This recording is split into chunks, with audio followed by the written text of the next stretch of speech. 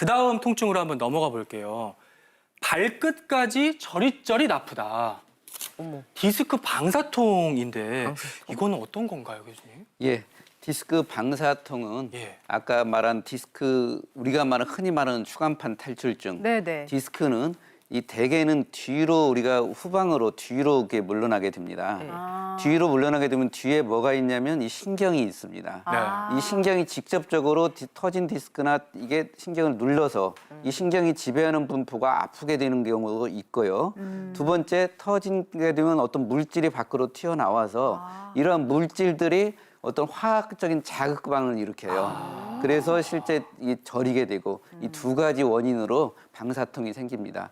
방사통이라는 것은 이 신경 뿌리가 자극받아서 신경이 분포하는 부위에 따라서 저리고 땡기고 아프고 이런 것들이 생기게 됩니다.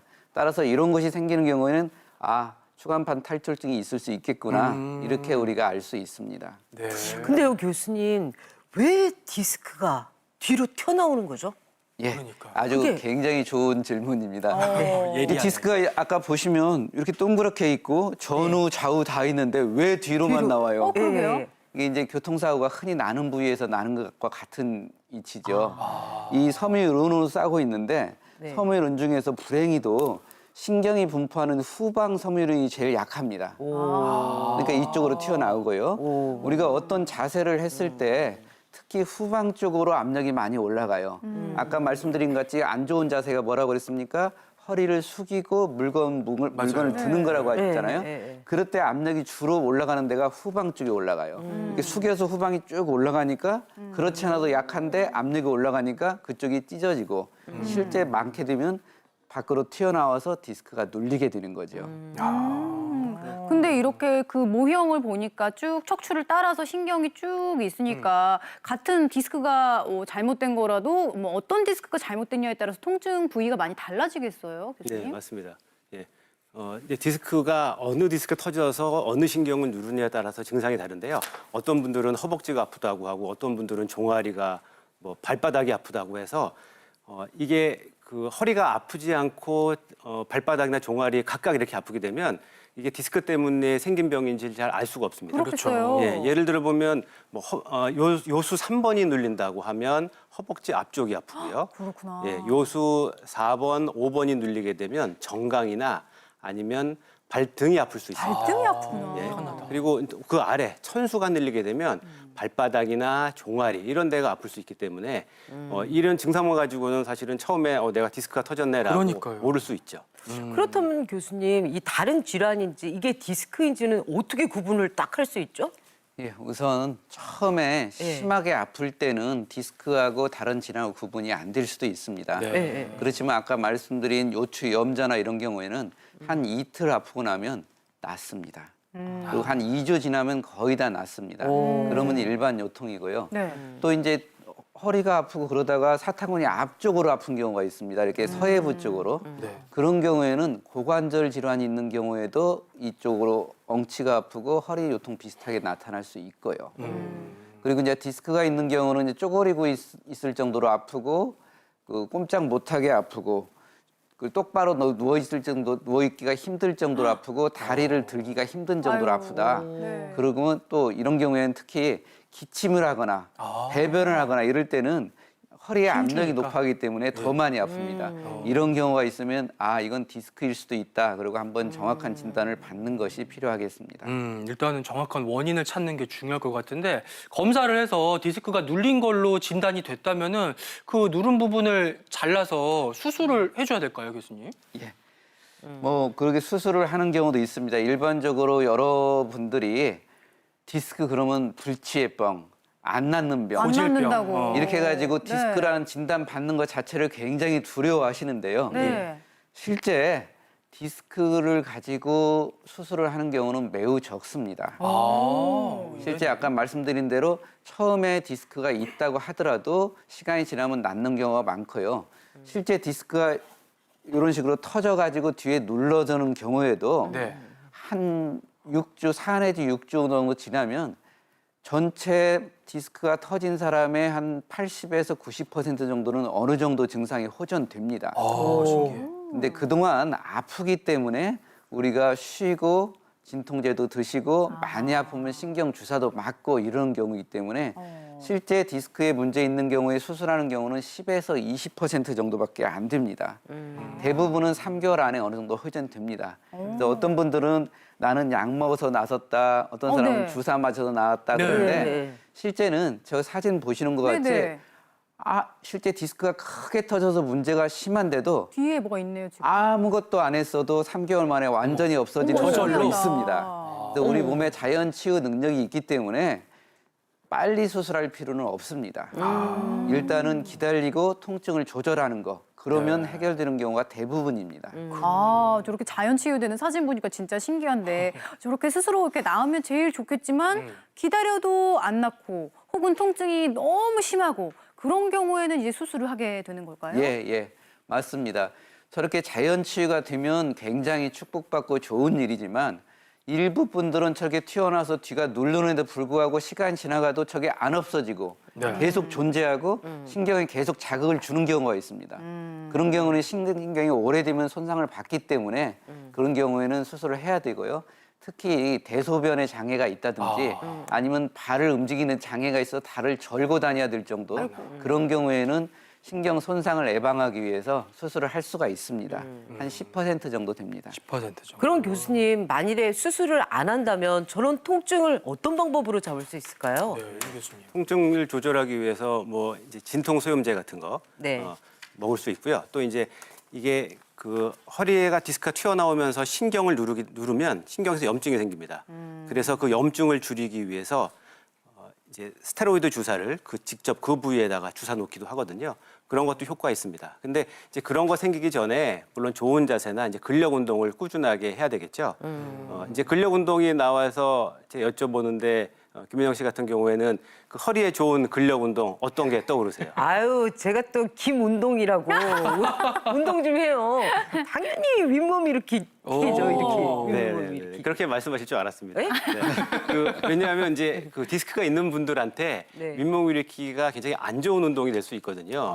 허리가 안 아프시다고 하면 윗몸 일으키기 아무리 많이 해서도 문제가 없는데 네. 이제 디스크가 있는 분들은 좀 아까 우리 배운 것처럼 뒤쪽으로 이제 우리가 그 윗몸 일으키기를 하기 위해서 앞으로 구부리게 되면 네. 앞쪽에 있는 디스크의 높이가 줄면서 뒤쪽으로 갑니다. 그럼 아까 말씀드린 것처럼 뒤쪽에 이 약하다고 말씀드렸잖아요. 네. 그래서 디스크가 뒤쪽으로 튀어나가기 쉽습니다. 아, 밀리는구나. 그래서 그림에 나오는 것처럼 네. 이제 앞으로 많이 숙이는 운동들은 네. 디스크를 좀 더 악화시킬 수가 있기 때문에 네. 만약에 굳이 이제 복근을 키우시겠다고 하면 많이 구부리는 것 말고 힘만 주는 정도. 그런 정도만 해도 충분합니다. 네, 그야말로 이제 잘못된 운동은 우리 몸에 독이 될 수도 있는 건데 그러면 허리 디스크 환자들이 하면 좋은 운동들은 어떤 걸까요, 교수님? 예, 허리 통증이 심하지 않다고 하면 저는 이제 가장 쉬운 거 네. 걷기, 걷기 걷기를 괜찮아요? 권해드립니다. 예. 네. 허리 통증이 심하면 물론 네. 못 걷습니다. 근데 이제 허리 통증이 좀 줄고 네. 거동할 수 있다고 하면 네. 걷기부터 시작하시면 되겠습니다. 앞으로 그렇군요. 모시고 한번 배워볼까요? 네. 같이 한번 걸어볼까요? 네. 우리 김현영 씨가 네. 또 네. 올바른 걸을 걷기 때는 방법. 걸을 항상 척추가 이제 건강한 자세. 네. 예. 허리가 쏙 들어간 자세, 네. 이걸 전만이라고 하는데요. 네. 전만이 된 자세를 하고요. 네. 그다음에 가슴은 펴고 아까 앉을 자세처럼 뒤에 날개뼈를 살짝 모아줍니다. 그리고 고개는 15도 정도 위쪽으로. 이렇게요? 아니 앞으로 내미시는 거 아니고 아니에요. 이 자세에서 당겨서? 천천히 위로 들어보시겠어요? 그렇죠. 네, 좋습니다. 괜찮아요? 네, 그다음에 팔도 약간 뒤로 해보시겠어요? 네. 이 자세로 다니면 근육이 또 이제 긴장이 많이 되니까 텐션 좀 줄이시면 됩니다. 아, 거기서 살짝. 힘을 빼는구나. 네, 하시고 하시고. 그다음에 이 자세에서 한번 걸어볼까요? 네, 걸을 때도 계속 네, 마찬가지로 전만 유지된 자세 좋습니다. 굉장히 걷는 게 힘드네요, 생각보다. 너무 긴장하셔서 너무 그렇고요. 긴장했나요, 네, 제가? 너무 긴장하셨고 여기서 네. 힘 좀 빼면 됩니다. 힘을 좀. 힘을 좀 빼야 되고요. 네, 빼야 되고. 근데 걷다 보면 또 이렇게 되잖아요. 네. 그럼 점점 다시 또 내려가요. 원래 자세로 원래. 내려가요. 그러니까 가슴을 펴는 게 중요한 거죠. 그런데요, 그렇죠, 약간 그렇죠. 건방지게 걸으면 될 것 같아요. 맞습니다. 거만한 자세. 상대를 좀 이렇게 도도해. 잘하시는데요? 도도미녀. 이러다 보면 이렇게 교수님 약간 보시기에 어떠세요? 눈빛만 좀 이렇게 하시면 이제 좋은 자세 될 수 있습니다. 네. 쳐다보지 말라고요. 네, 이렇게 해가지고 올바르게 걷는 자세 배워봤는데 나오신 김에 윤 교수님은 자리로 모시고요. 허리에 좋은 운동도 한번 배워보도록 하겠습니다. 네. 박리나 재활 트레이너님 앞으로 모시고 한번 배워볼게요. 안녕하세요. 네, 어서 오십시오. 안녕하세요. 네. 네. 오늘 제가 디스크가 있는 분들에게 좋은 운동 몇 가지 알려드릴 건데요. 네. 일단 처음에 알려드릴 동작은 4단계로 강도를 조절해서 진행할 수 있는 운동입니다. 네. 그래서 내가 통증이 너무 심하다면 운동은 잠시 쉬어주시는 게 좋고요. 네. 그냥 병원에서 운동을 병행하면서 치료를 받기를 원하신다면 집에서 안전하게 따라하실 수 있는 운동이 되겠습니다. 네. 첫 번째 운동은 엎드려서 진행을 하실 거예요. 엎드려서. 네, 저희 아까 교수님이 말씀하셨던 것처럼 네. 상체를 너무 구부정하게 만드는 움직임 자체는 디스크에 무리를 줄 수 있기 때문에 엎드려서 운동을 하시는 게 안전합니다. 그래서 오른쪽 볼을 바닥에 대시고 양손을 몸 옆에 그냥 편안하게 일자로 놓아주세요. 네. 네, 이때 목, 어깨, 허리에는 힘을 다 빼주시고요. 이 상태에서 숨을 들이마시고 내쉬면서 배꼽을 살짝 바닥에서 들어 올려주세요. 움직임은 없지만 나는 근육을 바닥에서 들어 올려서 네. 사용을 하고 있는 게 되겠죠. 네. 조금만. 네, 이 동작은 복부의 힘을 키워줄 수도 있고 허리를 감싸는 근육들도 강화시킬 수 있는 아주 간단하고 좋은 운동입니다. 네. 두 번째 2단계는 2단계. 손바닥을 포개서 네. 팔로 바닥을 살짝 누르시면서 시선이 45도 앞 정도를 바라보세요. 가슴만 살짝 들려 있는 상태죠. 여기서도 마찬가지로 호흡을 하시면서 우리 척추를 항상 길게 늘리고 복부를 납작하게 잡아주세요. 이때 엉덩이도 힘을 살짝 주시면 더욱더 좋습니다. 세 번째 운동은 팔꿈치를 접어서 네, 주먹을 가볍게 쥐시고 요 팔 전체로 바닥을 밀면서 가슴을 더 열어내주세요. 이때 날개뼈를 살짝 모아주시고요. 엉덩이와 복부에 힘을 주세요. 네, 신전 자세. 네, 맞아요. 이때 그냥 허리가 꺾인다는 느낌이 들지 않게 척추를 길게 사선 방향으로 뽑아내 주셔야 돼요. 아, 대각선으로 네, 길어진다. 그냥 꺾으시면 안 돼요. 네. 그다음 마지막 단계는 손바닥을 바닥에 대고 천천히 팔꿈치를 펴시면서 일어나시는 거예요. 서서히 네, 하셔야겠네요. 팔을 쫙 다 피는 게 중요한 게 그러니까요. 아니고 척추를 길게 고무줄처럼 늘리면서 서서히. 일어난다고 생각하셔야 돼요. 네. 늘어났어요. 네, 일어날 수 있는 만큼 일어나서 마찬가지 호흡하시면서 배꼽 납작하게 잡아주시는 게 가장 중요합니다. 네. 그러니까 자기가 아프지 않은 단계까지만 하면 되는 거죠. 맞습니다. 네네.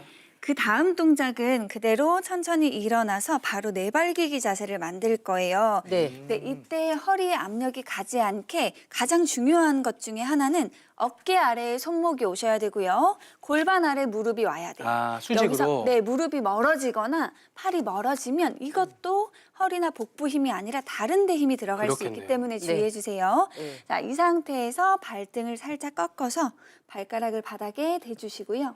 발등을 당겨서. 네네. 발등을 그대로. 네네, 맞습니다. 이 상태에서 배에 힘을 주시고 무릎을 아주 살짝만 들어 올릴 거예요. 살짝만. 많이 올리는 게 아니라 아주 살짝. 살짝만. 네. 수평이 될 힘들네요. 정도만. 네, 그 다음에 5초에서 10초 정도 버티신 후에 무릎을 내려놓으실 거예요. 5초에서 10초도 버티기 힘드시면 한 2, 3초만 버티셔도 괜찮으세요. 네. 대신에 무릎이 이렇게 올라가거나 허리가 이렇게 꺾이거나 꺾이면. 네, 말리지 않게 아. 그대로 네. 수평. 네, 척추의 모양을 그대로 유지한 상태에서 복부 힘으로만 무릎을 들었다 내렸다 들었다 아, 내렸다를 반복하시면 됩니다. 예. 가장 중요한 마지막 스트레칭을 알려드릴 거예요. 마지막. 맞아. 네, 이렇게 척추를 움직이고 나면 척추가 안전하고 편안하게 쉴 수 있도록 네. 엉덩이 뒤꿈치 앞 위에 앉아주시고 양손을 편안하게 내려놓고 절하는 것 같기도 하고. 네, 이런 아기 자세를 만들어서 네. 척추를 이완시켜 주시는 것이 좋습니다. 아기 자세. 네, 이제 일어나셔도 될 것 같아요. 네, 수고하셨습니다. 여기까지 하겠습니다.